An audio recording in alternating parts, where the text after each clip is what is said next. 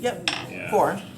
I was trying to give Councilmember Bingham a couple Ryan, minutes. Chris Neely, Shelby Lambden, and Christina Sabastidas.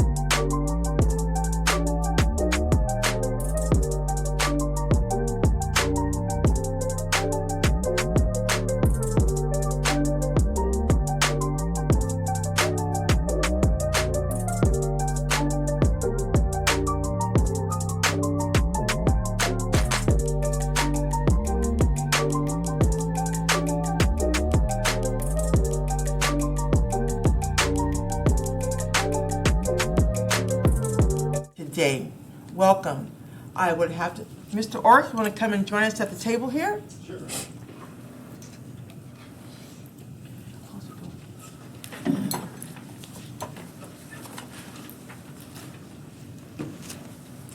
Welcome. I shared with Mr. Orth when he was in here, like, I'm the last person who sat at that end of the table 5 years ago, so.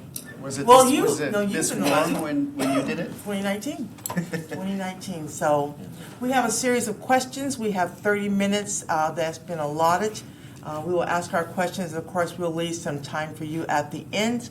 I am asking council members to ask one question, and if we have time, then we'll circle back around and get started and answer other questions as time permits. So again, welcome. And I'll just start with, given this is a 4-month position, what are your specific priorities and what do you think you can accomplish in this time? Sure. 4 months is a very short amount of time. I know that well, having had the honor of serving before. First and foremost, my priority would be making sure that District 2 and our diverse neighborhoods, Cliff Cannon, Comstock, East Central, Grandview Thorpe, Latah Hangman, Lincoln Heights, Manitou Cannon, Rockwood Southgate, and my own West Hills are advocated for, are listened to, and are well supported. I'd listen closely and work hard to make sure District 2's unique needs are heard and met. Secondly, as an interim council member, I kind of see this part of the job as being the warm-up act for the individual elected in November. And as a former magician, I appreciate that. I'd focus on ensuring a smooth, responsible transition to the elected candidate in November. Think of me as the person making sure the lights are on, the mic works, the stage has been set while assuring District 2's needs are met. Finally, with only 4 months to make an impact, I'd zero in on 2 things. One, if there's anything I could do to support, advocate for, coordinate affordable housing, then I'm there. From all the work and research I've done throughout my career, I know that that is a foundational need that ties to so many of the issues that we face in our community and is tied to both our community health and our economy. And then secondly, simply focused on supporting coordination among local service providers. Being an advocate for local service providers, but also having worked with so many of our providers throughout my career, I know we can do more faster if we're pulling in the same direction. So to represent District 2, pave the way for the next council member, and make every day of those 4 months count. Thank you. I'll go to my left here with Councilmember Cathcart. Yeah, Ryan, this is long. I think you've got it in front of you, but this is a long one, so just bear with. What's your view of the separation of powers, not as theory, but in practice? Do you see the friction between branches as a flaw in the system or a deliberate feature meant to guard against government overreach? Which is the greater threat to our democracy? Occasional gridlock caused by strong checks and balances or the slow erosion of those protections in the name of short-term political wins? And in today's climate of extreme partisanship, how will you handle the real-world pressure to toe the party line even when it risks undermining sound policy, responsible governance, or the independence of the council itself? There's a lot there, but Yeah, it's a big question. Wow. I'd love to pour several cups of coffee and debate this particular question for hours. I appreciate it. But brevity is the name of the game today, so here is my lightning round version. On the separation of powers, I believe it is absolutely essential. Lord Acton's famous quote, "Absolute power corrupts absolutely," I believe that still holds true. Power, when handled well, is a weighty responsibility. I don't believe it's a prize. Sharing that burden across multiple branches of government doesn't just lighten the load, it adds accountability and balance. That's how we help prevent misuse and better serve the public. Friction between branches, flaw or feature, I believe it is a feature. I once memorized the entire book of Proverbs, true story, and Proverbs 27:17 still rings loudly in my head. As iron sharpens iron, so one man sharpens another. I really appreciate that verse. Thoughtful disagreement makes us better. It sharpens ideas, improves policies, and builds stronger communities if we stay compassionate and courageous in the process. I enjoy that type of dialogue. I enjoy it a lot. What's the bigger threat? Occasional gridlock or erosion of dramatic protections? Put a lot of thought into this one, and honestly, I think both can burn the house down. If the house is on fire, we need swift, united action to save it. But if the roof is quietly rotting from neglect or short-term patch jobs, we still end up in trouble, just more slowly. We need to know the difference and act accordingly. Lastly, will I toe the party line under pressure? What matters the most to me is working on good ideas. And I'm happy to work with anybody who comes to the table with good ideas. I am a registered Democrat. I've worked with a lot of Democrats, but I've also worked with folks from all political stripes. I've worked across the aisle, built partnerships, and earned the respect of a variety of different folks in doing so. My approach is simple. If you've got a good idea and want to help people, I'd love to listen. Let's get this done. Thank you. Councilman McCliskey.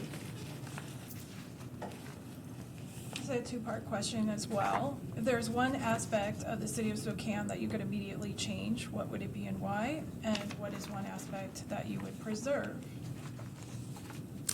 One word, trains. But to elaborate, I believe Spokane needs a deeper sense of identity. I think a lot of wonderful things would come from that. And one aspect of our identity and our history that I wish we would explore and celebrate more as part of this is trains. It's a standout chapter. Trains helped build Spokane literally and economically, and I think by better giving them their due, we'd see a lot of other wonderful things happen. Let's honor their legacy in both practical and playful ways. I'd love to improve rail infrastructure. Hello, high-speed train from Seattle to Spokane would be delightful. I know that's a big dream, but spotlight railway history in our community through museum, restored historic train car potentially in Riverfront Park. Create engaging ways for our community to connect and understand this powerful part of our past is one element of better formulating that community-wide identity. One thing I wouldn't change, our deep connection to nature.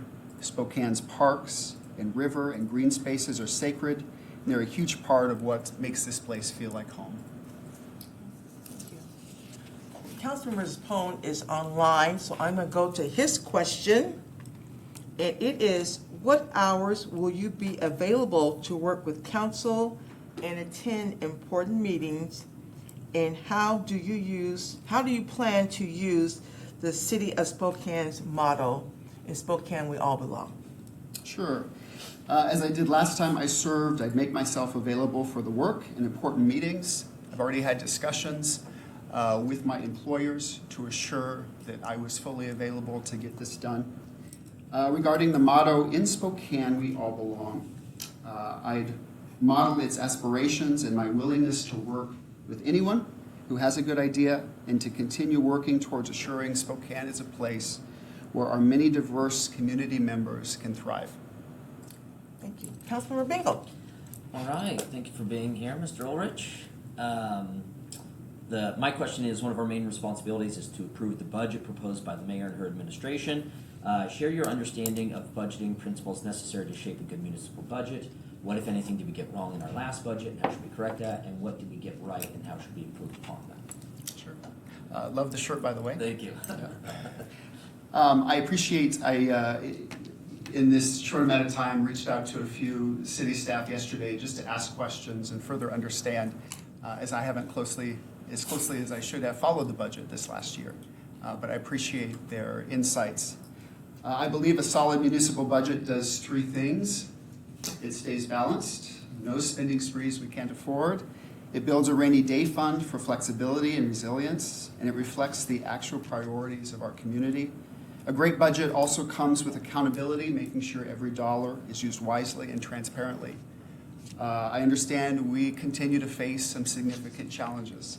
I was with this council last time when we faced considerable challenges in 2023.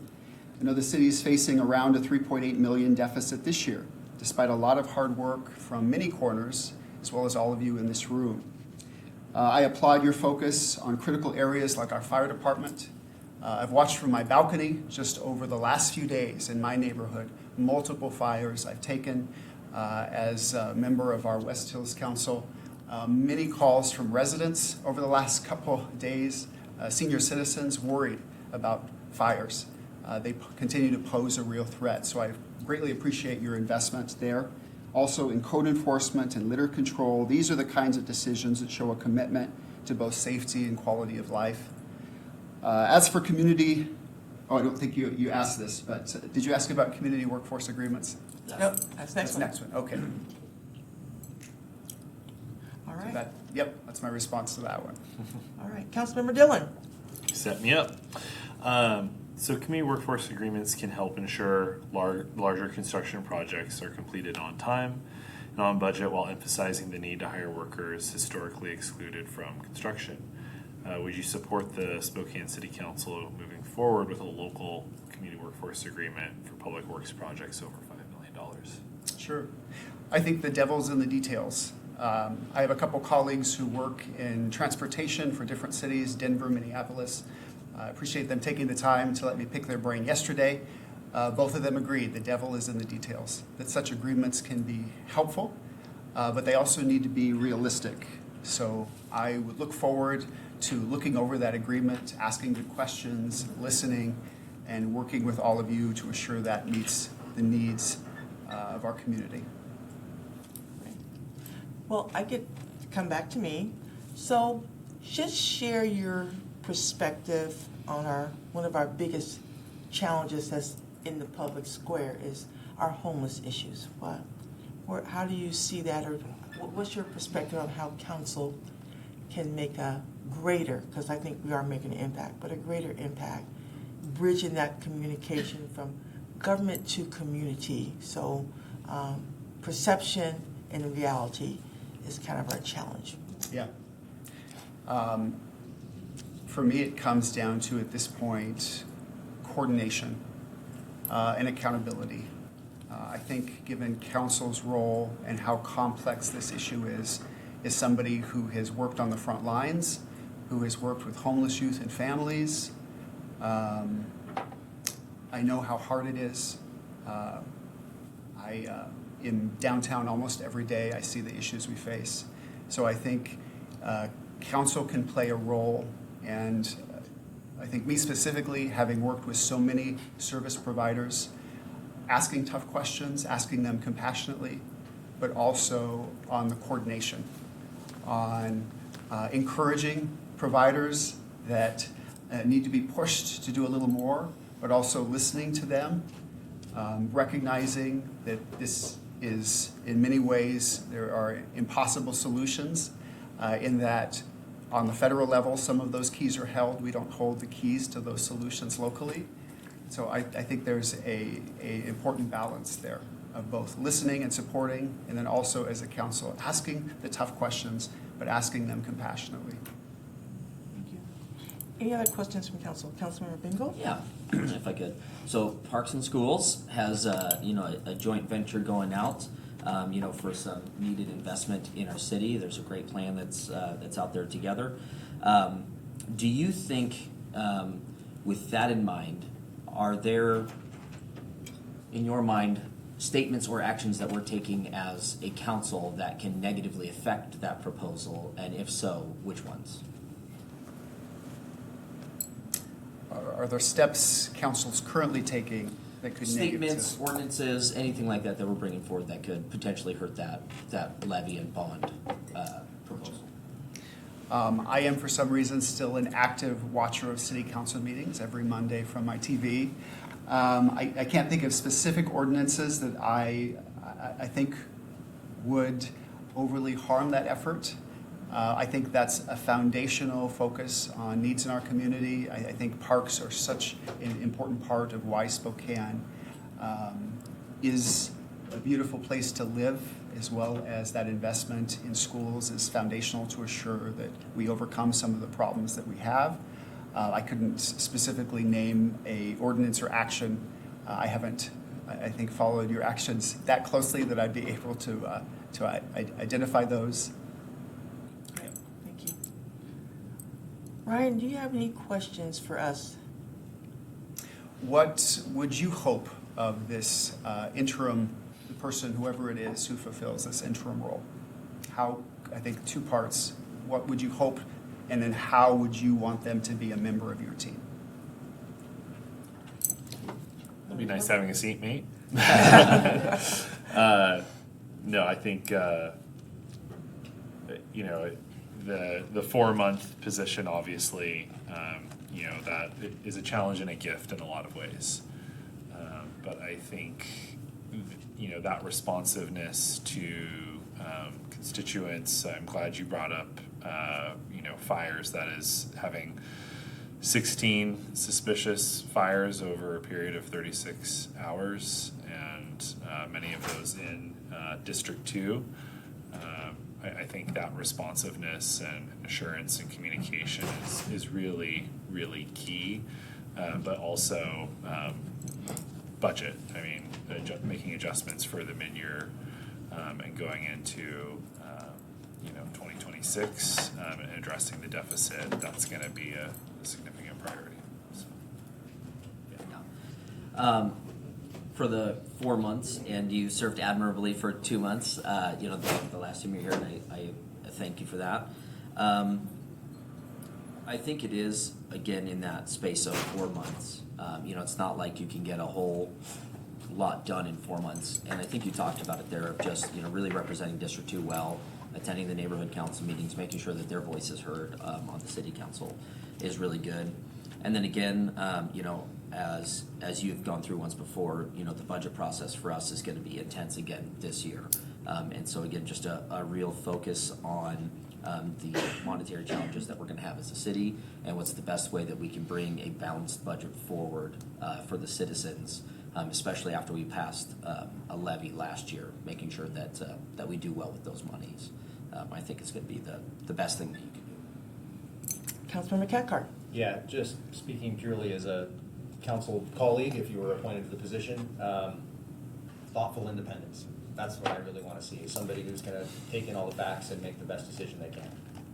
Put it just that way, thoughtful independence. Thank you.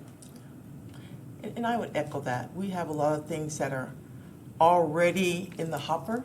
So with 4 months, I don't know the way our system's set up, if you could start anything, but really understand the challenges we face right now, and being that bridge to move those issues forward, pro or con, would be really helpful to us as a council going forward.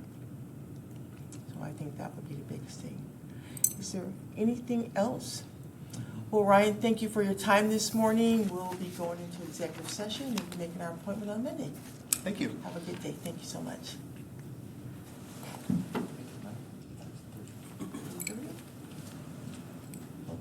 we're going to have a committee. Yeah. I mean, have you step out, Yeah, Ryan? yeah, okay. And we're going to have a committee. Gee, why don't you watch the clock and give us a few minutes? So Chief Hall says there was a hit and run with one driver fleeing on foot. Oh, on, coming down. That's what he, Oh, downtown. that's why all the response. Oh, wow. All right. Hit and run with somebody fleeing on foot. Oh, man, I tell ya. That's kind of the summer, isn't it?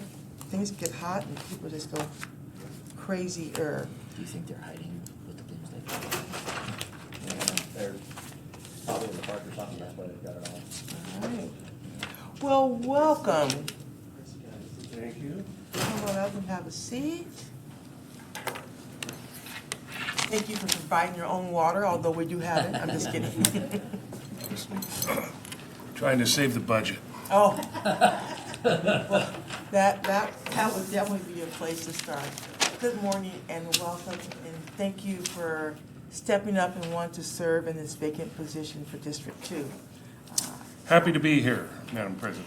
I was just sharing, I've sat in that chair myself, and so I know the opportunity and the stress, and it's like, oh my gosh, what's going on? So we'll ask you a series of questions. We will leave time for you to ask us questions at the end, and then we'll just kind of go over what the next steps will be. Super. All right, I get to start. Okay. So, given that this is a 4-month position, what are your specific priorities and what do you think you can accomplish during this time? First off, thank you, everybody, for having me come join you today. When it comes to what can I do in the 4-month period, I'd start with listening. I think that's one of the most underrated but important skills. Listen to the constituents in District 2. Listen to my peers. Listen to staff. The city has an embarrassment of riches in its staff, which I learned when I was on the Planning Commission here. And ABC, which this time doesn't stand for always be closing. It stands for always be collaborating. So talking to people, actively building relationships, teamwork, trying to stress that. And I found that, teamwork works if you meet people halfway. Sometimes halfway is 80% of the way. But if that's what it means to get their opinion so that you can see the big picture, then it's worth the extra effort. Delivering value, as I learned here on the Planning Commission, when staff hands you a 3-inch tall stack of stuff to read for the next meeting, you better read the stuff for the next meeting. Because the questions you're going to ask are probably already there. So come prepared to the meetings during this 4-month period. Try to ask smart questions and be accessible. I think that's also critically important. Also, got to keep things moving during this period. It's kind of like jumping into a plane that's already in the air. And so, got to support the existing initiatives, ask questions when in doubt, and actively try and smooth my way into the moving plane. That's my answer, ma'am. Thank you. Councilman Cathcart. Yeah, thank you so much for being here. And this is a hefty question. I think you've got it, so but I'll read this, so bear with. What's your view of the separation of powers, not as theory, but in practice? Do you see the friction between branches as a flaw in the system or a deliberate feature? Or a deliberate feature, which is the greater threat to our democracy? Occasional gridlock caused by strong checks and balances or the slow erosion of those protections in the name of short-term political wins? And then lastly, in today's climate of extreme partisanship, how will you handle real-world pressures to toe the party line, even when it risks undermining sound policy, responsible governance, or the independence of the city council itself? That was the longest of the questions, but it's actually the shortest one for me to answer. I'm unapologetically an American historian fan. I got to go along with Ken Burns when he said two of the most significant things to happen in the last 2,000 years were the birth of Christ and the American Declaration of Independence. Before that, we were all subjects. Everybody was a subject. That's the way the world worked. And we came along and said, no, this is a government of the people, by the people, and for the people. And the rest of the world went, you can't do that. And we've done it for 250 years. Now, the fact that things take a while in a representative democracy. Churchill said it best, representative democracy is the worst form of government except for all the other ones. It's the nature of the beast, it's table stakes, it's what it is. And in a world where you can literally place a bet, in fact, there's a story in today's paper about this, you can literally place a bet on what pitch the pitcher is going to throw next in a Major League Baseball game that you're watching. If you can bet on the next pitch, waiting for public comment, waiting for a budget to be moving back and forth between the city council and the administration can seem like the dinosaurs died faster. I get that. But this is the price of representative democracy. It takes time. It's messy. So I don't think of it as a flaw. I think of it as a feature. I think my experience has shown me that speed kills. If you try and speed it up, you lose important input, particularly from the public.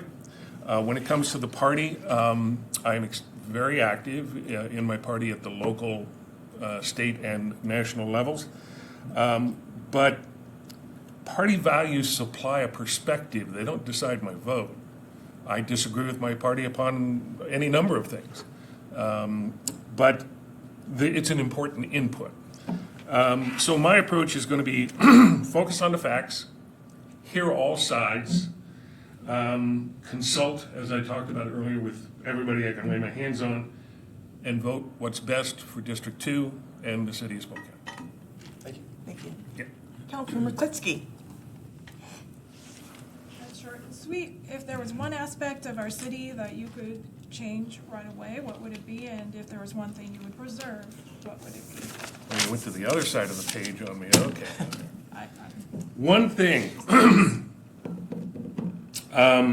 to change.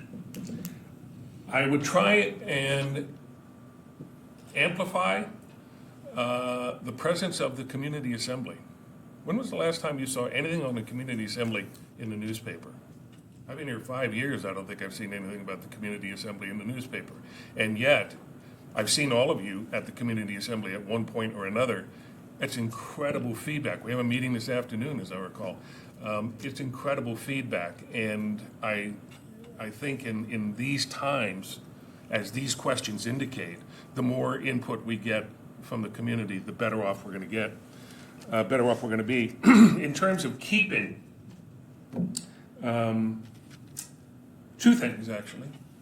Spokane's spark and its optimism. Coming from California, it's real weird that you wave at people and they wave back. That doesn't happen in California. You'll get waved at, but it won't be, this.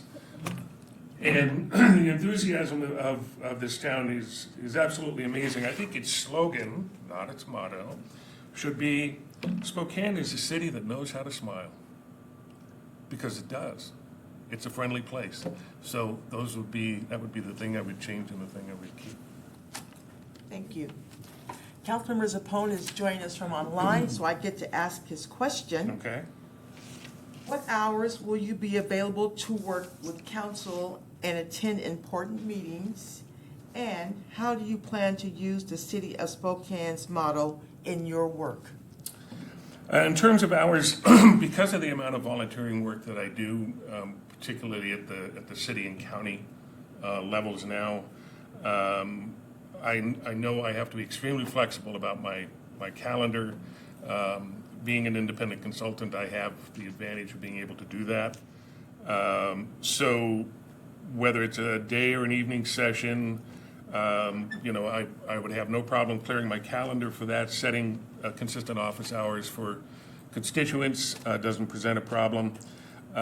So it's kind of a whatever it takes answer. Sure, I'm happy to commit to that. And in terms of the motto in action,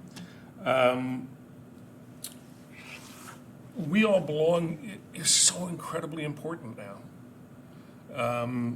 And it's interesting, when I went looking to make sure I had the absolute latest motto yesterday, 2 out of 3 AI engines, ChatGPT clones, got it wrong. They picked different things, which is kind of interesting when you think about it. From my perspective, I think we want to ensure transparent, responsive government so that every resident feels like they're included. My approach to things when I'm volunteering is, what's the guy who's going to live, the guy that lives 2 doors down from me, what's he going to think about this? He's an average citizen, 2.3 kids, a family dog. What's he going to think? Are we being as transparent as we can so that he understands or she understands what the implications of our decisions are?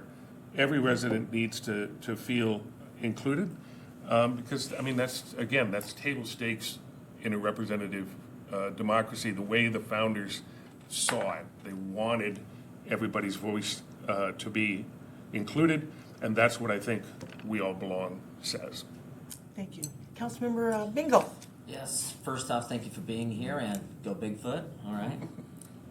One of our main responsibilities is to approve the budget proposed by the mayor and her administration. Share your understanding of budgeting principles necessary to shape a good municipal budget. What, if anything, did we get wrong in the last budget, and how should we correct that? And what, if anything, did we get right, and how should we improve upon that? I love that pitch. It's headed right at you just before it hits the dirt. So I'm not going to swing at what was right or wrong in the last budget. It seems like every organization I get into, somehow, for somebody who desperately avoided math class, I always end up on the budget committee, or I end up on the board as the treasurer. And so I understand how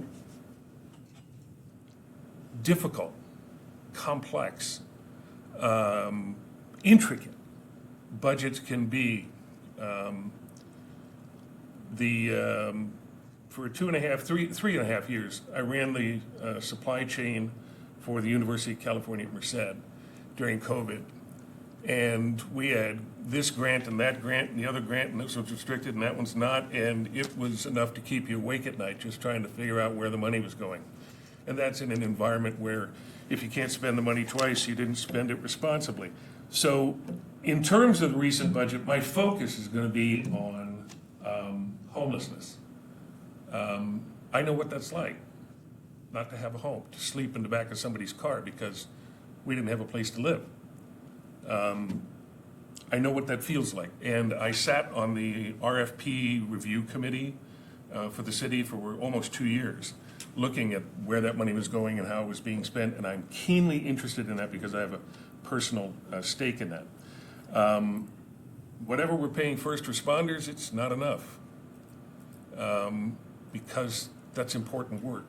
And yet I know that a budget is a zero-sum game. And so how do we make sure those first responders have got everything that they need? And economic growth, coming from California into Spokane 5 years ago, it feels like there was a story in the paper today that Mount Rainier is having some earthquakes. But they're like, well, we don't think it's going to explode. This city is just so poised for growth, for true economic growth.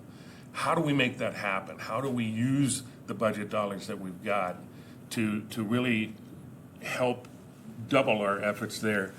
Focusing on today and tomorrow, what happened in the past, I know the arguments that are involved with that, and so therefore I'm not going to comment on that. I'm a data guy. Anybody that knows, I'm an IT person. So I'm a data guy. What is the data telling us about how we're spending our money? What kind of return we're getting on it, that kind of thing. Staff input is incredibly important. They're such good people. Community feedback. What do people think we're spending money on? That's why I went on the RFP review committee, where so many people were like, what are they spending all that money on? We need to be as transparent as we can when it comes to the budget for that. So I understand all of that, and a bag of chips that goes into a budget. And I have the experience to be able to contribute to that. But I think it also requires significant reflection on how that money is being spent before making any changes. Well, I'll just say if you got the chips, we can provide the dip. So, there you go. Councilmember Gillen. Yeah. Thank you for being here, Chris. It's good to see you. Community workforce agreements can help ensure larger construction projects are completed on time and on budget, while emphasizing the need to hire workers historically excluded from construction. Would you support the Spokane City Council moving forward with a local community workforce agreement for public works projects over $5 million? Excuse me. I am a fan of community workforce agreements because, again, thinking of the guy that lives 2 doors down, when he picks up the paper, what he wants to see is when the city said we're going to do X, it finished on time. It actually finished on time. It actually finished on budget. That he knows people, if he doesn't know, he knows people who actually worked on that. We didn't go hire some firm out of Atlanta because they came in, 3 cents under.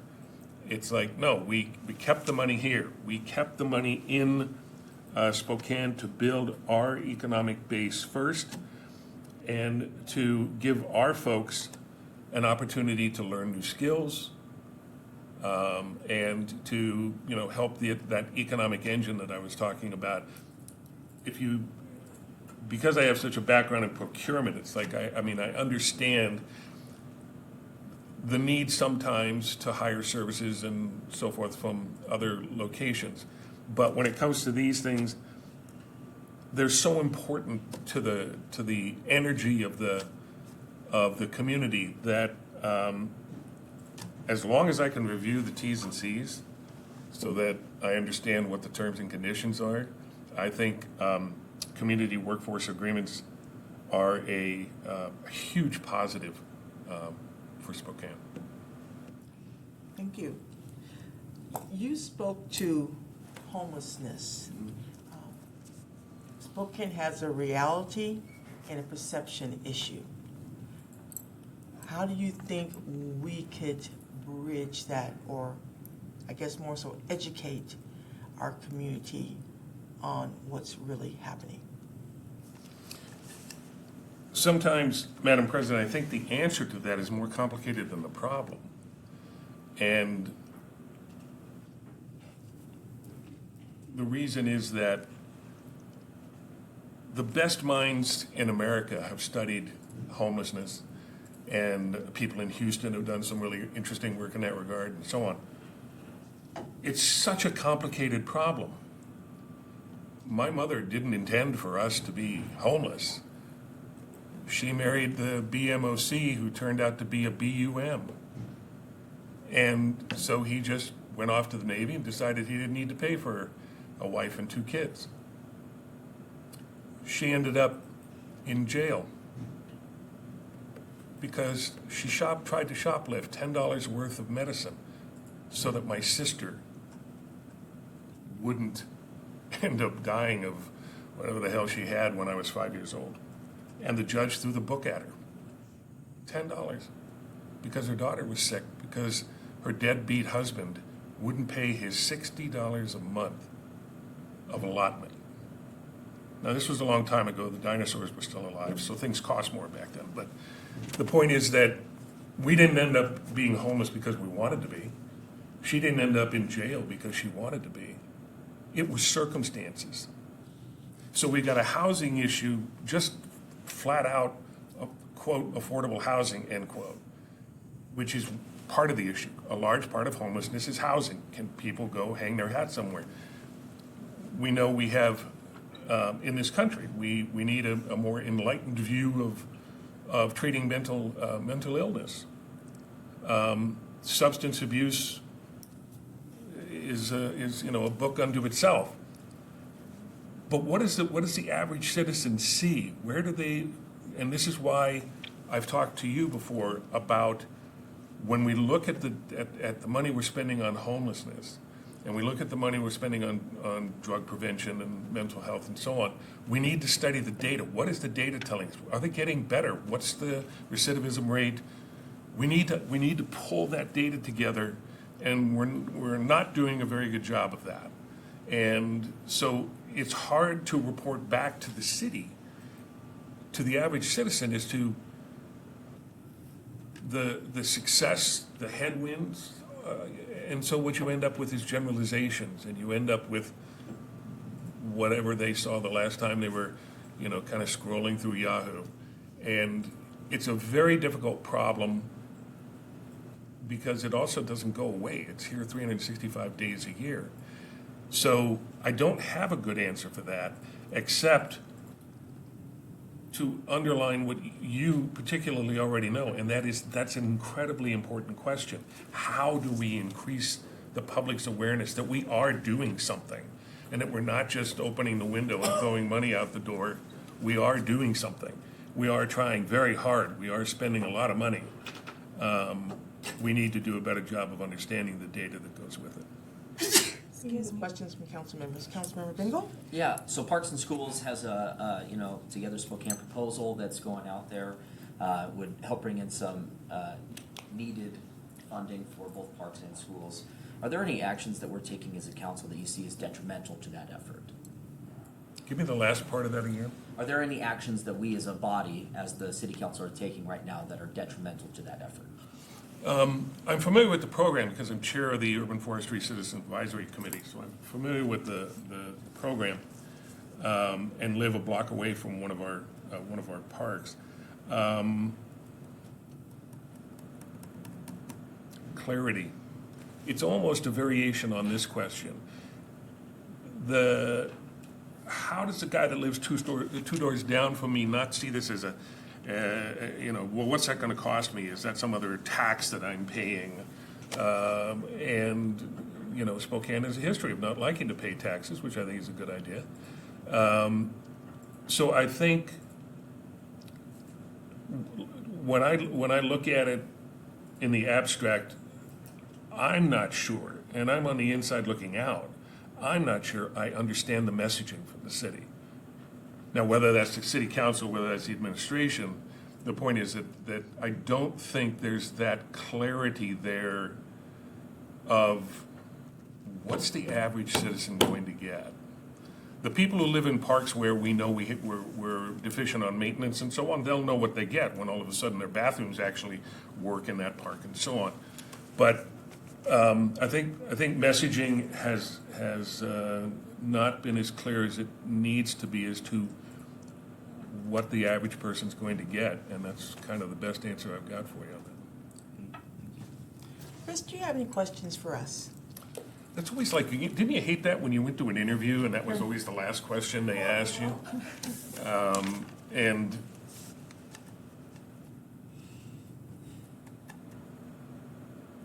yeah, so I thought about this a little bit, and what I'm gonna do is I'm gonna turn one of my answers around.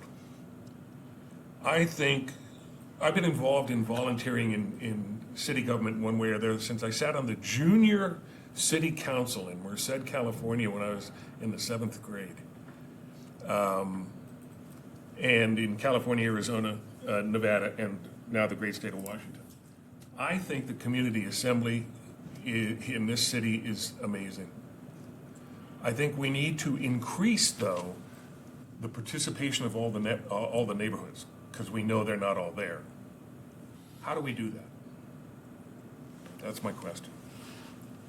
Well, I'm going to speak to that because I'm fortunate to be the liaison to the community assembly and realize the value of that body and the consistency. And I have spoken with several other neighborhoods about recruitment. And I have suggested to them that they should be recruiting at the schools for families who actually live in the neighborhood that are impacted but don't get to come to these neighborhood council meetings. Mm-hmm. I believe that's where the growth is at because people are always committed to their children and how it will impact their kids.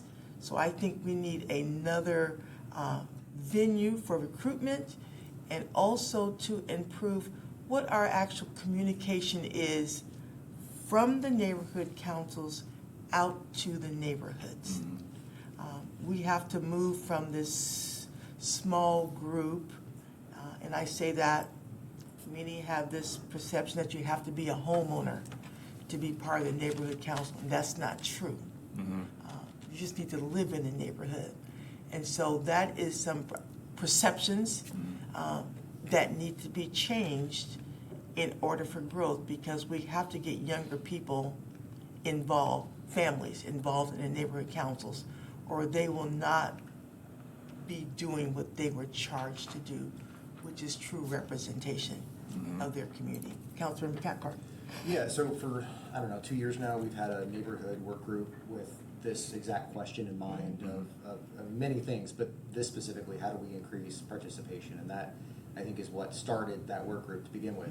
I wish I could tell you that we've solved it. We have not. But one thing that we are doing better and more of lately that I think if we can message it and communicate it to the greater public to help them understand that they can have an impact, is trying to prioritize, when the community assembly or neighborhood councils pass a resolution or some sort of a request to the city, to the council, that we, amplify that, we put it on the committee agenda, we respond to it, potentially even take action depending on, if the support's there, the interest, et cetera, but making sure that the public knows, hey, this is what the community assembly is telling us. And I think as more and more folks in the community see that they could have an impact by being a part of that, maybe via their neighborhood council or even directly being a part of the CA if they could get there, I think that would increase, some level of participation. We just hired a new ONS director, and certainly that was one of my questions to her was, how much effort and what sort of effort are you, would you put in, or your staff, to help, to expand this? And of course, resources are limited, and so there's just not a ton of extra stuff there to do a lot of that with. But I know that is going to be a goal and something that they're going to be trying to drive towards. Depending on budgetary stuff, a little bit more dollars on communications to the greater public to let them know about their neighborhood councils, I think is really, really helpful. And then the other piece, I think we could just do a much better job, and this applies to a lot of things, but just digitally, advertising certain things, right? Not just putting it on our website or a press release, which is all great, but also pushing it out in more of a digital advertising form to make the greater public really aware. Yeah, the advertising messaging in one way, shape, or form, I think is incredibly important. As a precinct committee officer, I knock on almost every door in my precinct, and I always ask, how come I haven't seen you at the community assembly meeting? And 7 out of 10 of the answers I get is the what? They just don't even know about it. And again,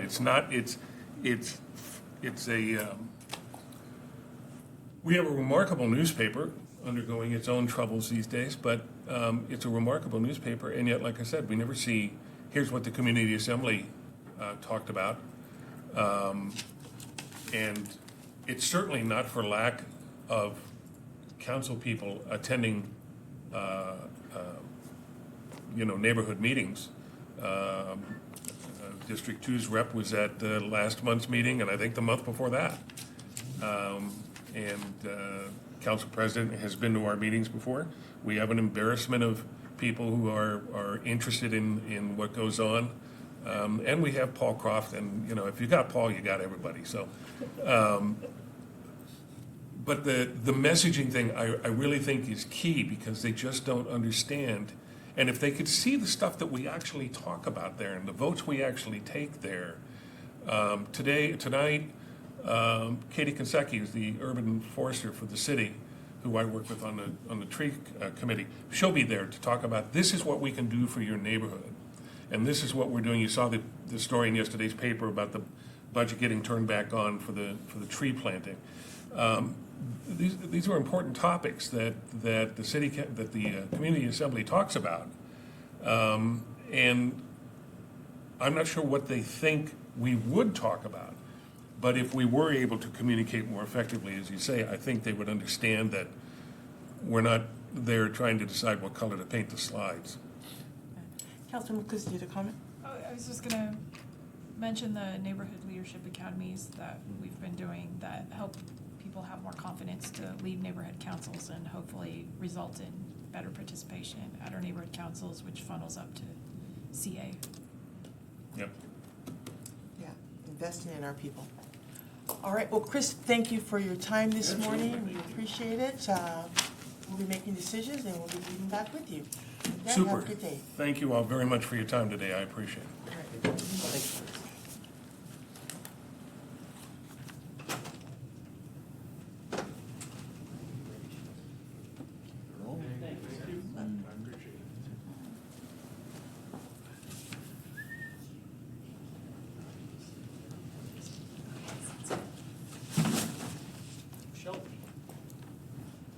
Good morning, Sheldon. Good Welcome. morning.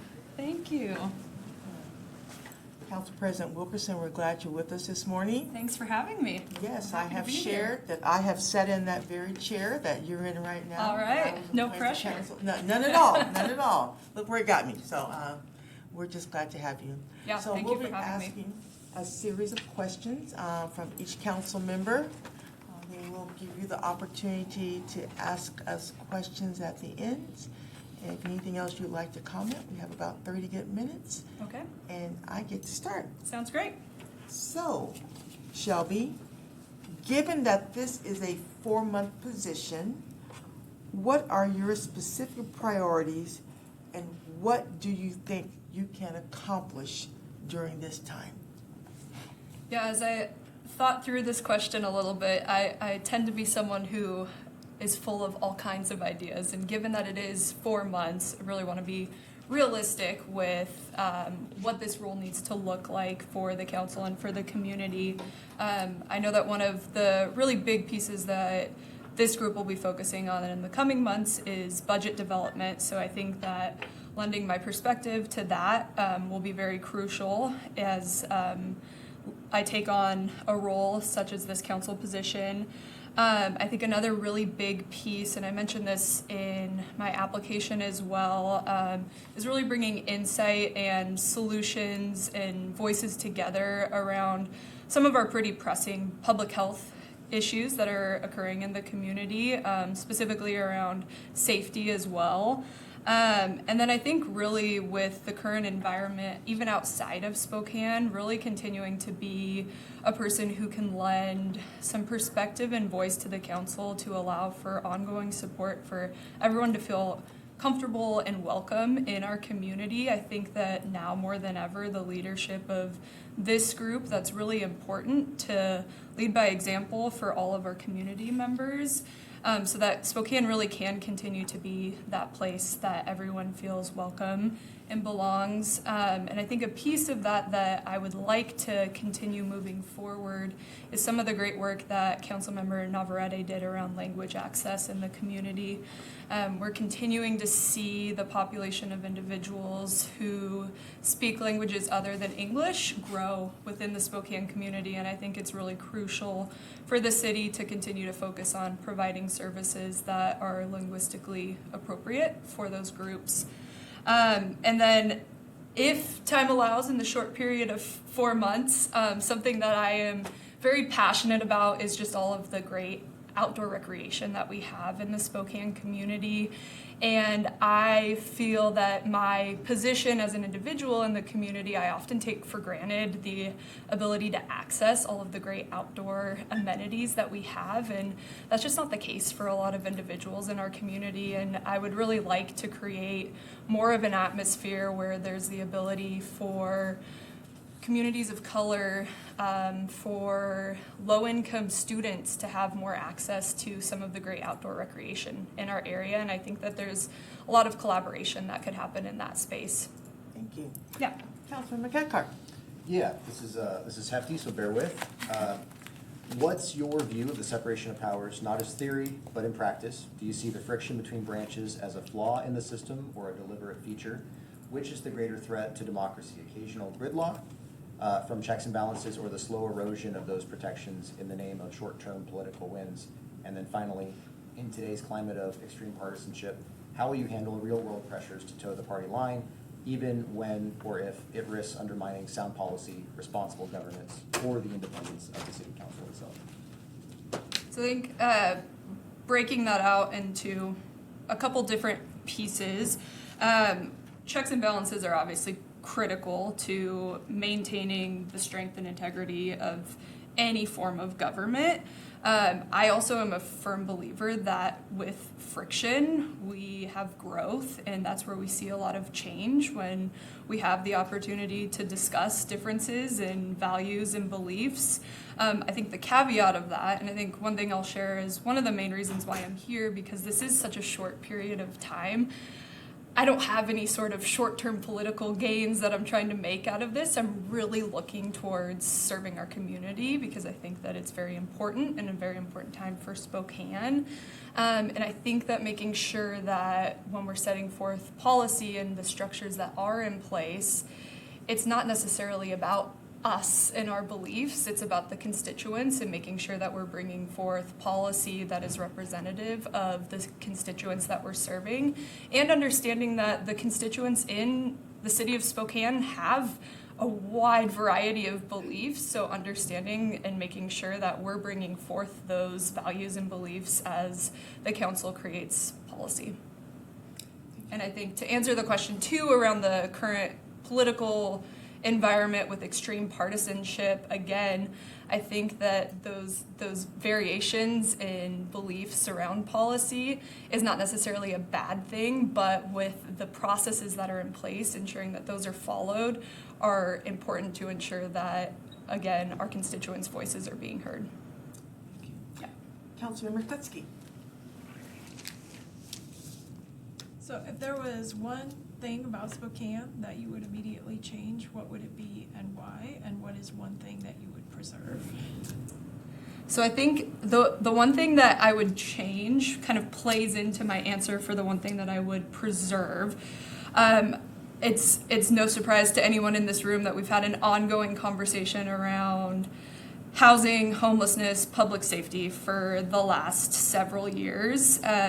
And there's continued to be ongoing frustration across the community around the lack of moving the needle that we've seen. And I know that the groups that are doing the work on the back end feel like they're constantly like moving and moving and moving to make a change, and we just haven't seen that change. And I think that some of that is because there's silos of work occurring within the community and conversations occurring that are all well-intentioned, but there isn't a lot of action driving that. And I think that the city and the council, alongside the administration, really have a great opportunity to work alongside those stakeholders.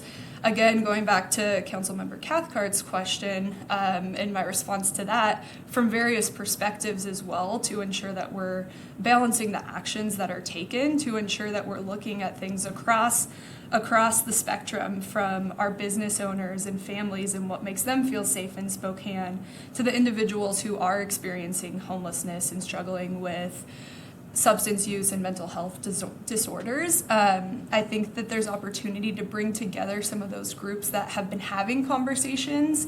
And from where I sit, I don't see that there's a lot of action necessarily being taken from the groups that are having those conversations. And mostly, I think that's just because there haven't been the right people all together having that conversation with a shared vision. And so going to what I would preserve around Spokane, it's the collaboration. I think we see time and time again that Spokane shows up for its people, and it's one thing that I've loved and really enjoyed growing up here and seeing more and more of in my professional career and as an adult.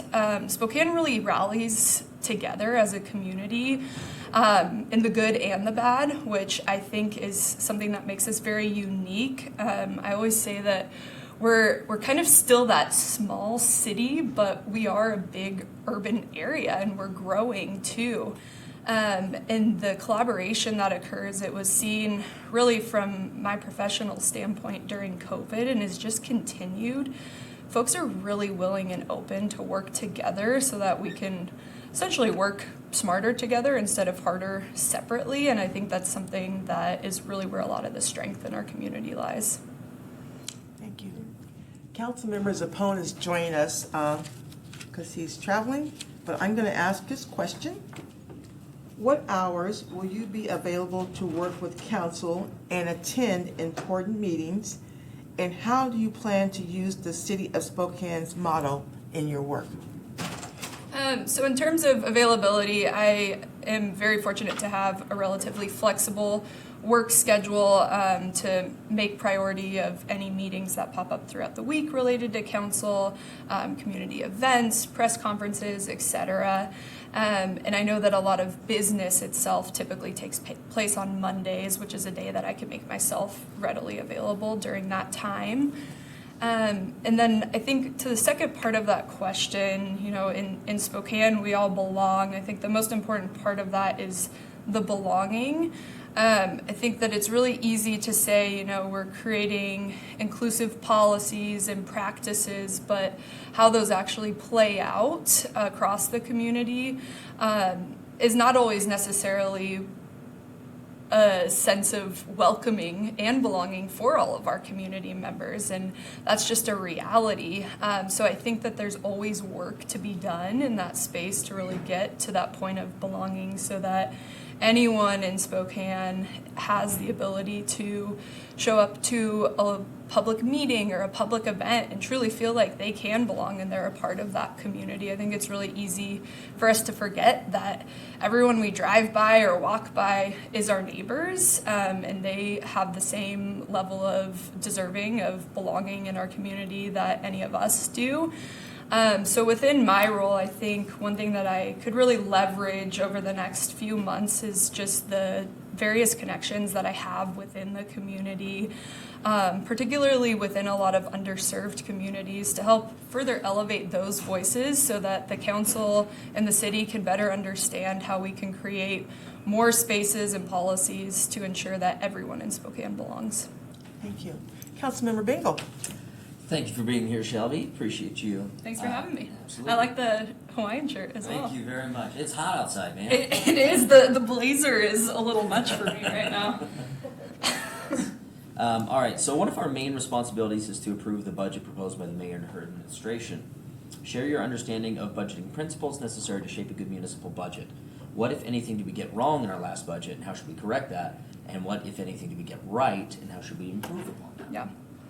I think there were a lot of great things that have happened in the last year, particularly with how poorly it could have gone with the budget, right? Coming in with a situation where there was a deficit, and looking at how to balance that budget, and a lot of external factors as well. I think that obviously having a balanced budget around operations, at the end of the day, the city of Spokane is a business, and we are a business of the people of the city of Spokane.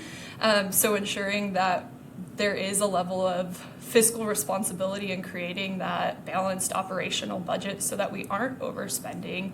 And I think also learning from past mistakes and pitfalls within the balanced budget creation is something that can continue to be an emphasis of this group as well. And again, I think it goes back to the previous question of checks and balances as well, which is why I think it's great that there's all the different levels of approval and collaboration within the budget.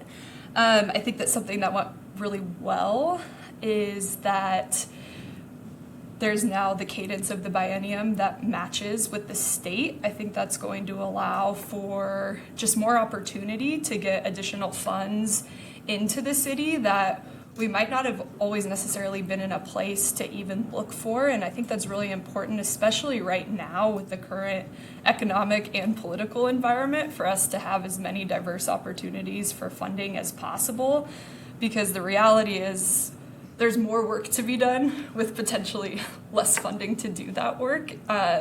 So really getting creative, I think that biennium budgeting process is something to continue to build upon and looking for more opportunities in the future. And I think that something I would like to see in the next budgeting process, mostly because when we're looking at an operational budget, people cost a lot of money, right? And so I think looking at, are there opportunities within the space of technology? We have a growing field within AI and technology being built out. Are there processes and efficiencies that we can look towards and invest in that might support some long-term savings across the board within the city and improve efficiencies? I think that's one area to look into. And then the other piece, I think, is continuing to invest in those upstream interventions. I think there's been a lot of great work that's been done in investing in public safety, and that's extremely important and going to continue to be important within the next budgeting cycle. Thank you. Councilmember Dillon. Thank you. Thank you for applying, Shelby. Yeah.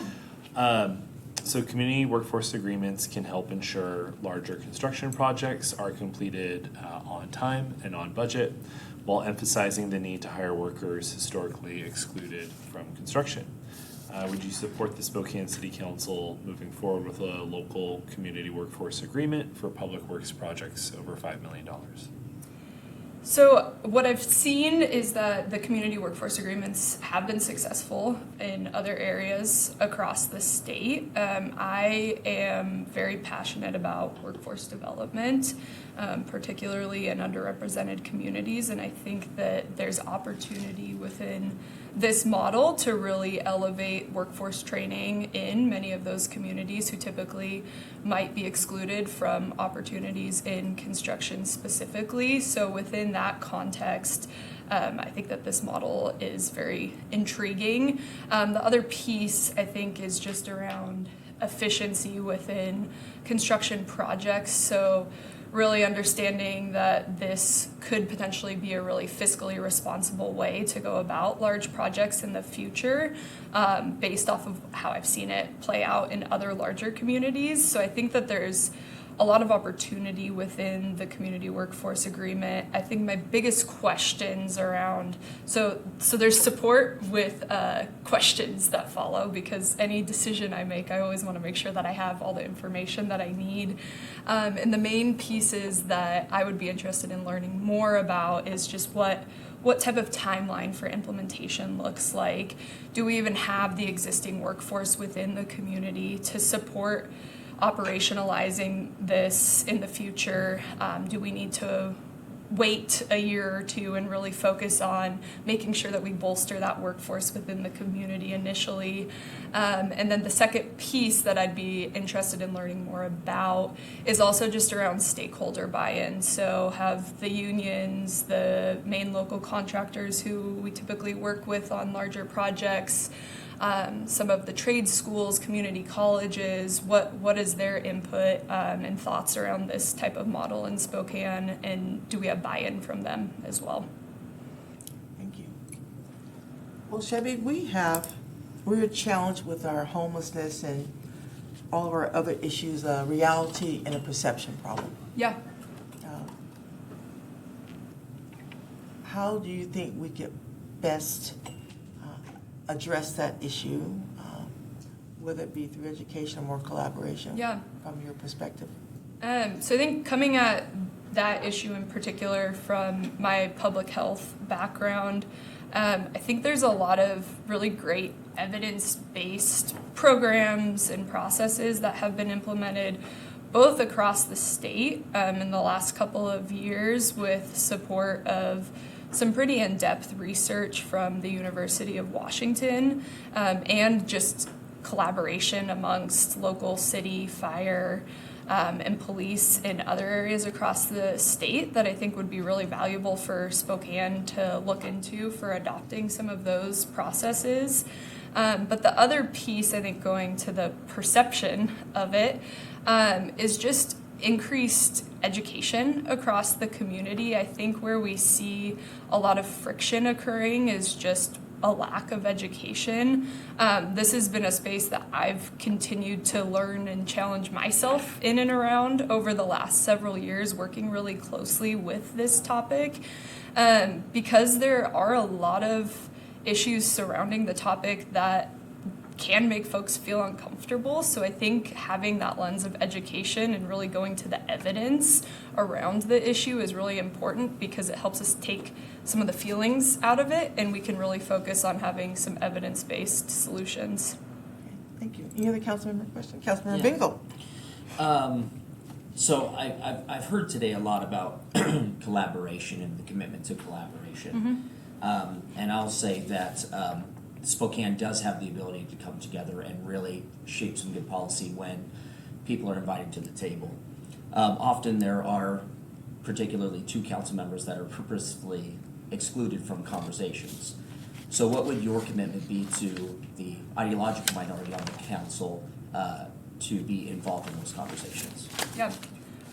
Well, I think touching on my response to one of the earlier questions, I invite differences in opinion because it helps me to learn how others are thinking and their thought process in approaching a specific issue or a potential solution that they might have.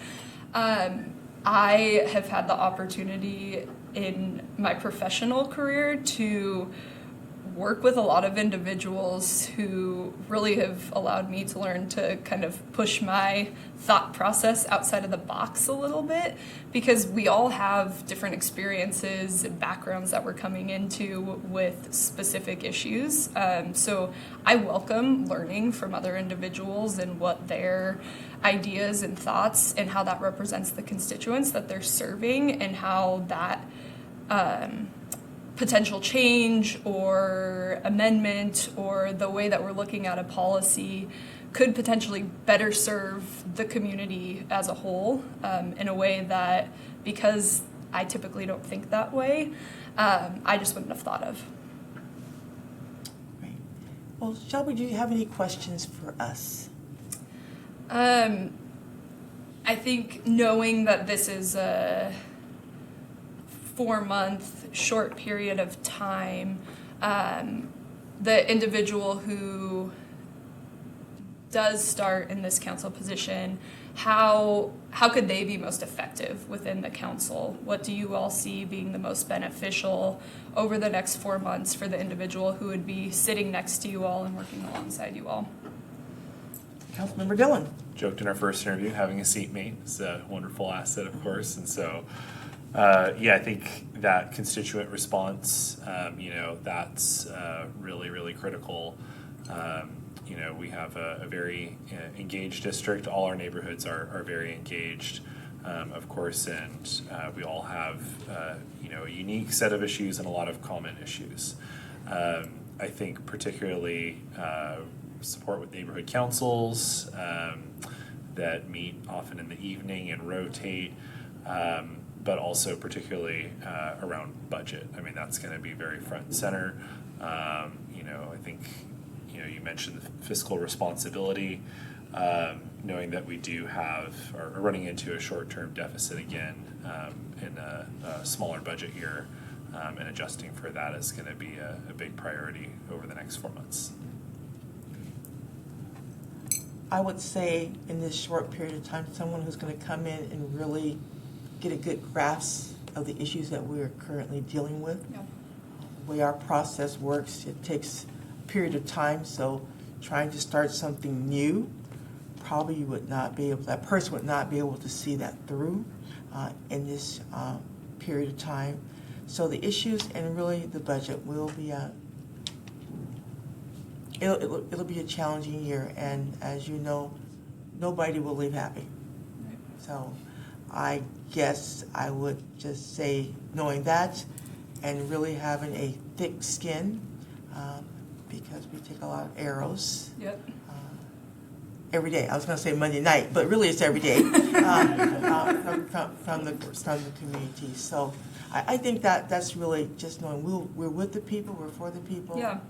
But since we don't all agree, that's just the way our government is set up. So, Councilmember Bingle. I would say we do a thing that's Hate Mail Thursday. You guys are welcome to join us if you'd like, and we can just sort of laugh at all of it together. If you'd Oh. like. But, no, I mean, it really is at this point just like there's got to be a real emphasis on budget and what it looks like, because Yep. we're dealing with a lot of real challenges. A lot of people are affected by this. Yep. We've got thousands of employees that depend on us. We've got hundreds of thousands of residents who depend on us, and making sure that we're setting the city on that on the correct fiscal path is a really big deal.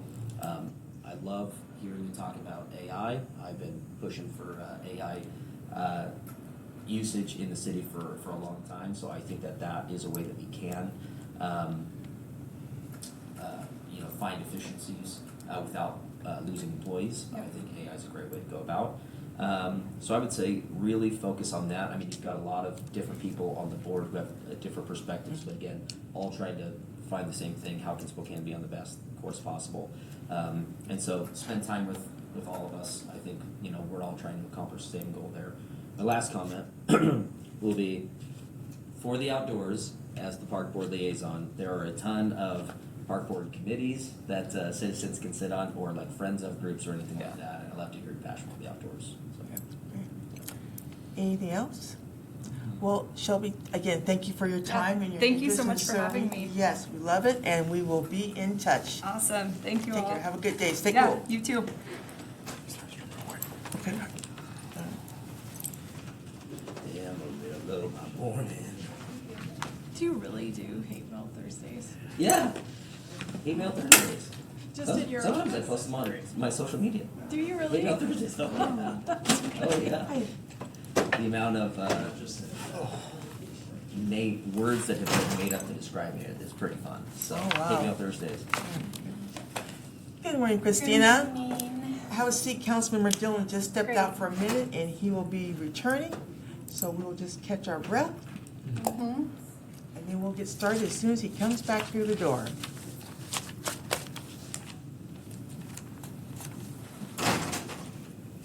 Is it still wind? Joke would be helpful. What's that? This is where a Karen Yeah, Pratt- yeah. I don't have a joke. I don't have a joke. Anybody got a joke? Chris, do you have a joke that's could be repeated in public? Not one suitable for What do you call an alligator in a vest? An investigator. There it is. Okay, There it all right, is. all right, all right. It's a good all right. joke. You just said a joke. You Yeah. didn't say a good one. Yeah, absolutely, absolutely. Josh, Great. does the Invisible Man have kids? Of course not. He's not a parent.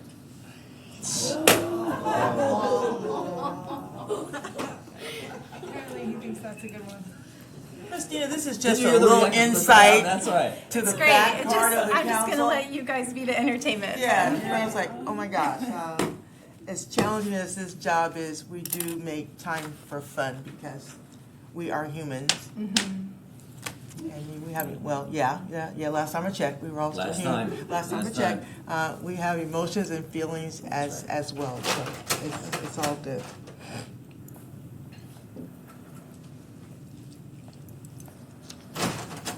We're glad you're back, Councilmember Dillon. We were running out of entertainment for. Oh, sorry. You missed some barn burning jokes, though. Let me tell you, they were No dad jokes? bring. No, they were there were hard. no Yeah. No, yeah, Hard. dad jokes. Well, Christina, welcome and thank you for stepping up and putting your name for this open seat. I have shared that I have sat in that very chair that you're in right now, and so I understand some of the emotions that you might be going through. We're going to ask a series of questions, and then we will leave time for you to answer questions at the end. With that being said, I will go first. Given that this is a 4-month position, what are your specific priorities and what do you think you can accomplish during this time? Well, I'd just like to say good morning first. I know I have not had the opportunity to meet my own council member, Mr. Dillon, and also Kitty. Thank you for the opportunity to be here this morning. And I have had the chance to work a little bit with Council President Wilkerson, Councilmember Cathcart, and Councilmember Bingle. So I'm really glad to be here, and I'm very aware that this is an interim position, and 4 months is not a lot of time. And I think in my younger days, I would have had the idealistic answer of wanting to change the world in 4 months and thinking you can come in and just rearrange everything and accomplish all the things you want to accomplish. But I'm mindful that really this role is going to be a transition time and a bridge for the next council member that is currently running for this seat. And so I think with that in mind, I would focus more on what I can do to be an active and engaged council member. I think that being present and available to listen to the community during these next 4 months is going to be really important, and being able to keep track of what the issues are that are important to them is going to be the top priority. I think that I want to continue to advance collaborative and regional responses to some of the critical issues that we're facing right now. As I mentioned before, I want to be a bridge builder and bring some new voices to the table as well. I would like to contribute to policy conversations, but I also recognize that there's a lot of issues you already have been working really hard on, and that new member coming in is probably the person who will be making more of those decisions down the road. I just really view this role for the next interim 4 months of being a steady and constructive voice that would lead with humility and a commitment to serve during these 4 months and being available to the community.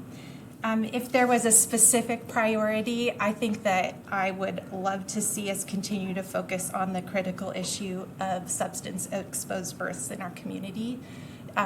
The recent WSU report was really disturbing to me to see that we are 3 times above the national average for children being born exposed to substances. And I really appreciate the mayor and council recently approving the $300,000 funding proposal for Maddie's Place.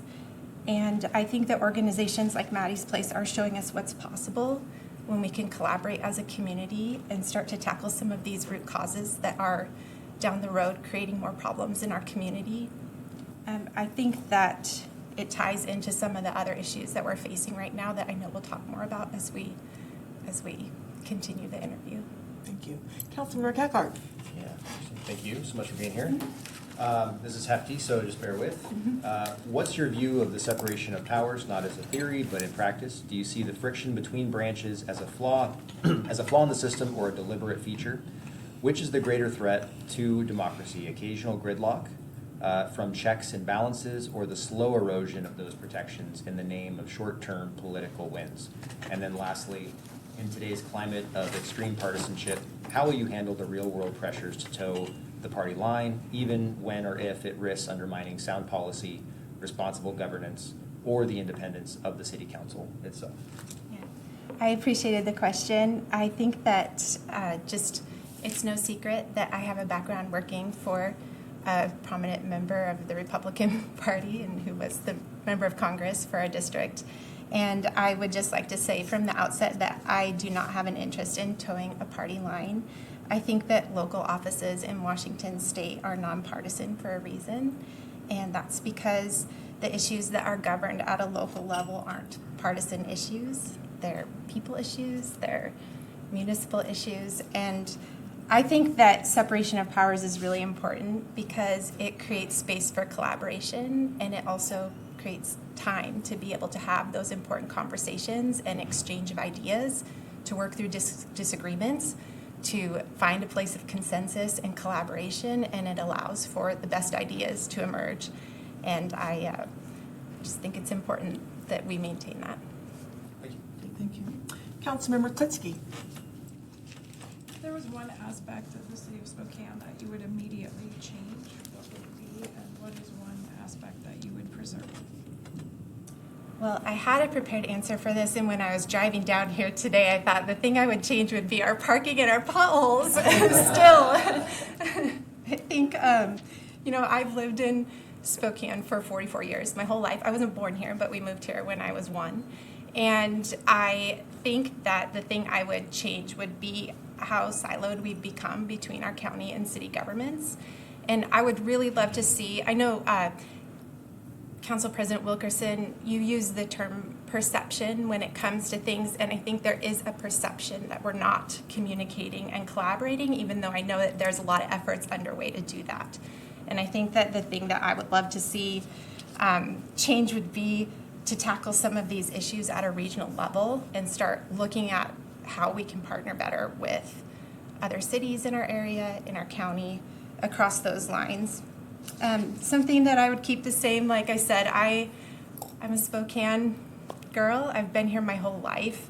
And I think that there's a benefit to that and a negative. One is there can be sort of a nostalgia for how things were, like when I was younger and growing up. But I also love the growth that's happening here. And I think that Spokane definitely has a sense of grit I'm also a middle child, and I think that sometimes Spokane can take on that personality of just like not knowing what we want to be and who we are in our state. And I think that it would be really great to continue to display the grit and resilience of Spokane.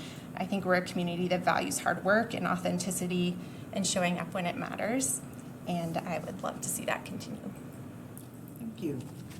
Councilmember Sapone is joining us by Zoom, so I'm going to ask him his question this morning. What hours will you be available to work with council and attend important meetings? And how do you plan to use the City of Spokane's motto in your work?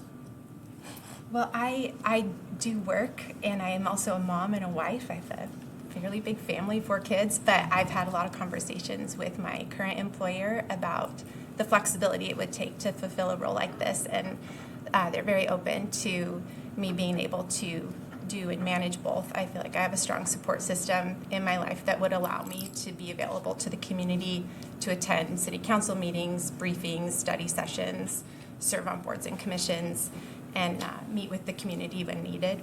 So I would plan to put the same amount of effort that all of you are putting into this role.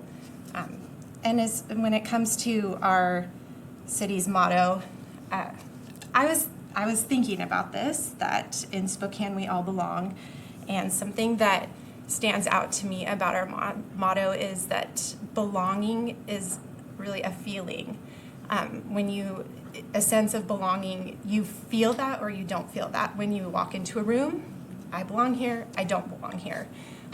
Even being in a city, you can feel that, whether you belong or don't belong here. And I, in all honesty, hesitated to put my name in the hat and step up for this role because I have found myself more and more feeling like I'm not sure if I belong here anymore. And it started to make me feel sad that I was thinking more about leaving the city that I've grown up in than staying. And I just decided, I want to know that I belong here. I want to know that the future we're building in Spokane, that my kids feel like they could stay and belong here, that I also can have a sense of belonging here. And I feel like the way you do that is to engage, and admittedly haven't been as engaged as I should have been over the last years. And I would hope that I would be able to create that sense for other people, that there are a lot of opportunities to engage and find that sense of belonging here, and that I could communicate that to our district as well, that maybe if they're like me, they've been sitting kind of on the sidelines or not as engaged as they'd like to be, that there's a place for them to connect and engage as well for the future of our city. Thank you. Councilmember Bingo. Thank you for being here. Appreciate your time. One of our main responsibilities is to approve the budget proposed by the mayor and her administration. Share your understanding of budgeting principles necessary to shape a good municipal budget. What, if anything, did we get wrong in our last budget, and how should we correct that? And what, if anything, did we get right, and how should we improve upon that? Thank you. I think that it's important to have a responsible approach to budgeting. I think that a municipal budget should clearly reflect our community's core needs and shared priorities. I do have some experience working in the mayor's office many years ago and helping to manage budgets in the nonprofit sector. And I've learned that a good budget starts with funding essential services, which is what you all have done. Public safety, housing, infrastructure, neighborhood health, and building outward from there. I think that what we got right was prioritizing people and services. I think that one of the most encouraging aspects of the recent budget was increased investment in our housing and human services. I think that that speaks to our values, that we recognize that housing stability, behavioral health, and outreach are critical components of public safety and our community well-being. I think if there is room for improvement, I would look again at thinking more regionally and how can we be communicating better between our county and the city for the needs that we have for the future. I'm also really curious to see how this 2-year budget plays out and what that's going to bring, especially as you come up on this mid-year review. I think that this is new for our city. I think that it did create stability and the ability to sort of plan for the future. And so I'm looking forward to seeing how the council handles that mid-year review and what that's going to look like. Thank you. Councilmember Dillon? Yeah, thank you. I just, one thing to correct, the 300,000 for Maddie's Place, we're slated to approve that on Monday. So it hasn't been approved Monday, yet. okay. So community workforce agreements can help ensure larger construction projects are completed on time and on budget, while emphasizing the need to hire workers historically excluded from construction. Would you support the Spokane City Council moving forward with a local community workforce agreement on public works projects over $5 million? I really appreciated this question because the first time I'd even heard of this concept was in a Spokesman article a few weeks ago when it was brought up. And I think the goals behind a community workforce agreement, especially with the emphasis on equity in hiring and also delivering projects efficiently, is really good. But I think, like everyone else, before committing to a policy with long-term implications for how Spokane does business, I need to learn more, and I would want to learn more.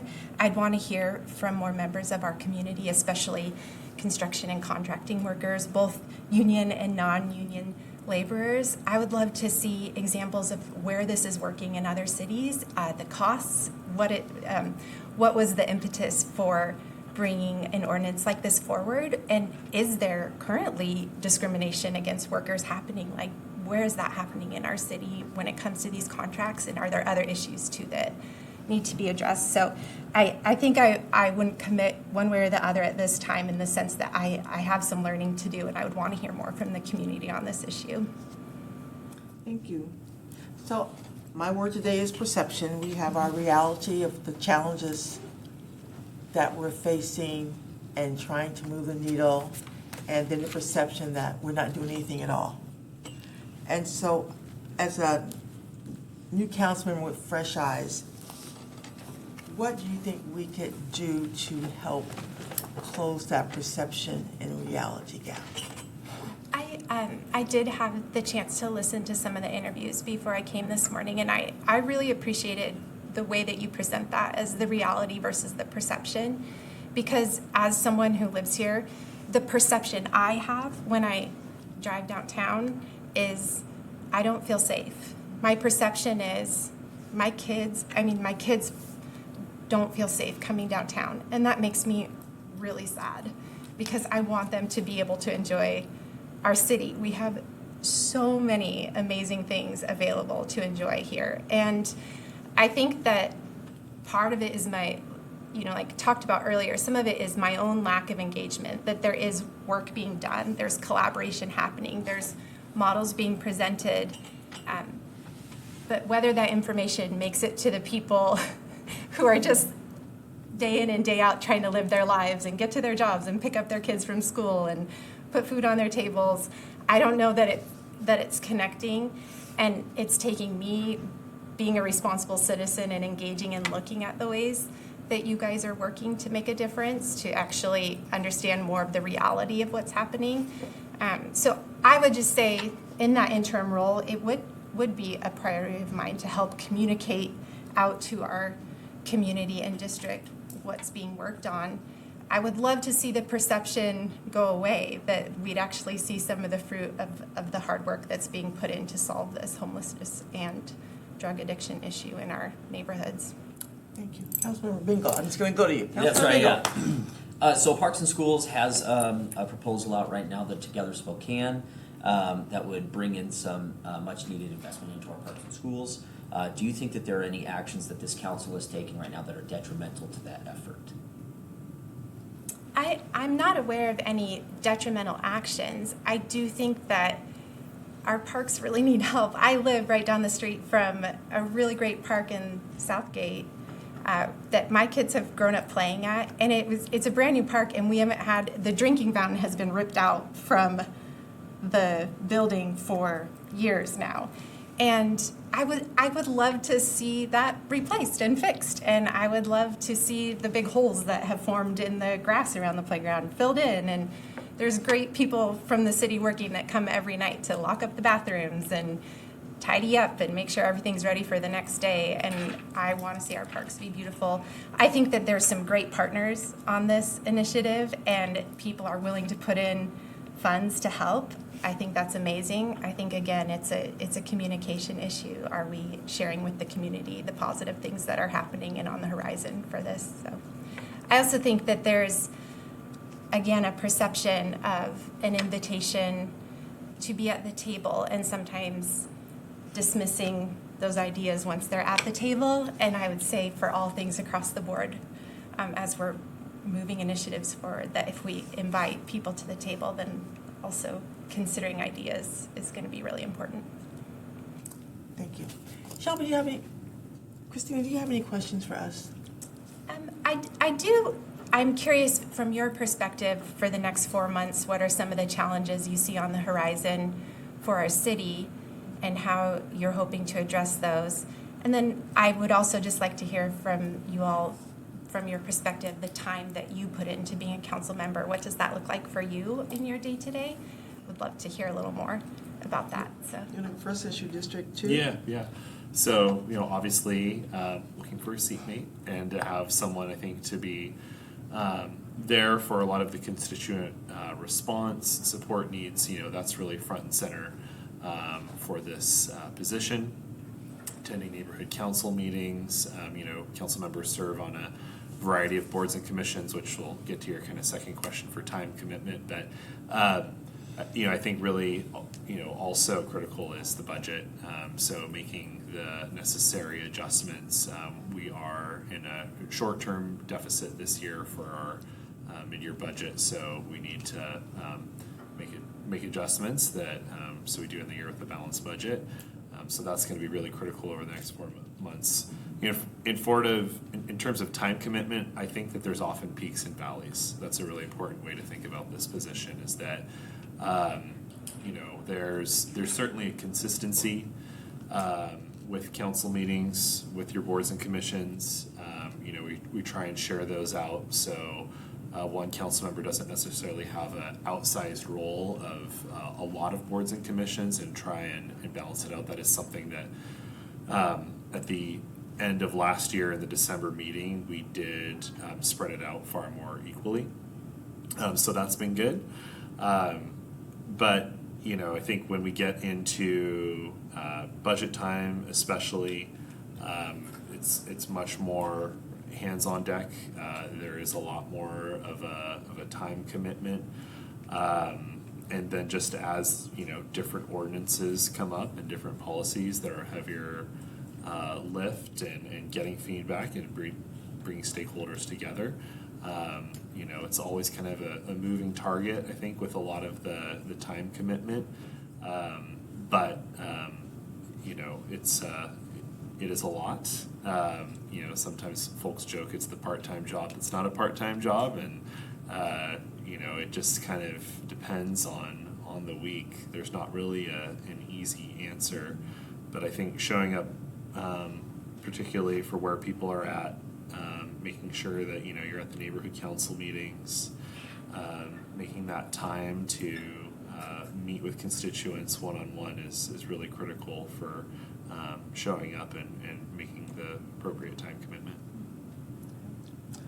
I will say there are a lot of night meetings, and as with any job, it will be what you make it. You can be, hopefully this person is all in, because it's not just the boards and commission. Constituents want to meet with you, they want to have coffee with you. You'll be at Walmart and Rosar's for a loaf of bread, and you're there 40 minutes later, engaging, because we're meeting people where they're at. It is described as part-time, but I would really say it's a full-time gig. I think most of us, if we were honest with ourselves, don't put in less than 40 hours a week on this, kind of how we balance that going forward. But it is rewarding. And I say you really have to be a people person to sit on the dais and represent and listen to the citizens of this community. It's great. And thick skin. You got to have thick skin. You got to have thick skin. Because there'll be people who like you and people who don't like you, and then there'll be the ones in the middle. it's all good. It's all And good. then as far as the challenges that you see on the horizon, the next 4 months or even 6 months, what do you see coming down the pipeline? Yeah, I mean, for us, I think most of us realize the budget challenges that we have and making sure that we're setting Spokane up for success. And so, in those 4 months, as others have stated to some of the other members, 4 months isn't really a lot of time for you to start and see through an initiative that, you would like to see done. And so it really becomes, there's a lot of good legislation that's going forward right now to address some of our problems. So trying to get up to speed on those particular issues for the time when you're coming to vote, I think is going to be the best way that you can serve District 2 along with the constituent relations that was mentioned. But getting up to speed on the things that are already in the hopper to advocate for or against, depending on what is right. Yeah. And I'll go, Councilman Cacarone. Oh, just real quick, budget for sure, but specifically, there are a few aspects of the budget that, we're gonna have to sort through. Overtime, public safety overtime is a big one. It's something we've never been able to get a handle on truly, but it's kind of exploding yet again. So we're gonna have to address that. But the two other pieces that weren't necessarily contemplated in the drafting of the biennial budget are the future of obviously our dispatch with the Shrek situation. And so we're gonna have to be figuring that out and very fast. And the other is animal control. So our contract with Scraps expires at the end of this year. And I think, I'm not sure your position, didn't ask the question on that, but certainly they have left a lot to be desired in how they have acted as a community partner. And so we're gonna have to figure out what we do there. There's an ongoing study, but it's gonna be a lift. And so there's a lot of moving pieces in the budget that haven't really been contemplated yet that's gonna make it. Well, Christina, again, thank you for your time. My last comment, even though you represent District 2 and they represent District 3 and District 1, every vote that we take impacts the whole city. And so I just always like to put that out there in front of people going forward. So thank you for your time. You'll be hearing from us. We'll be making a decision. And then we hope you have a fantastic day. And then, again, thanks for spending time with us this morning. Thank you so much for the Thank you. opportunity. I really appreciate it. All right, guys, hang on. We got one more step to go. Are we doing an exec session? Yes, we are, and I've been ready to lead you into that right now.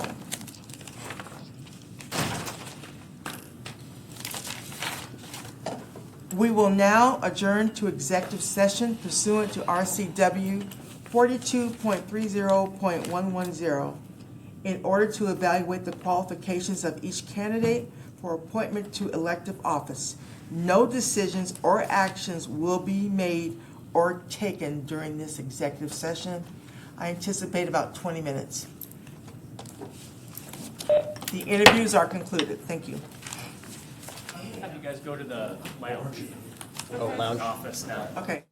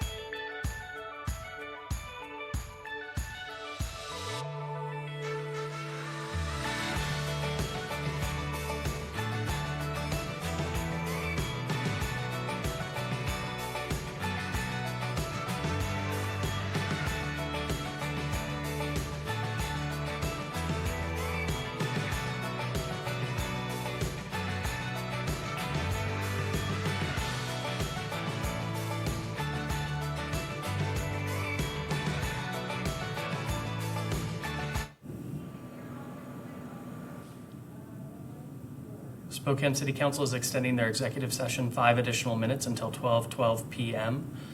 Once again, City Council is extending their executive session 5 additional minutes until 12:12 p.m.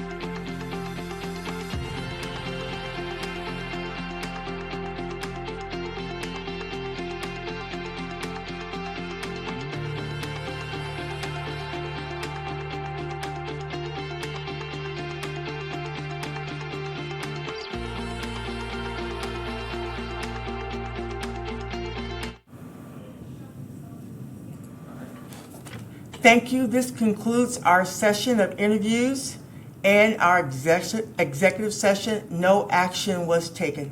Thank you, and please join us next Monday night.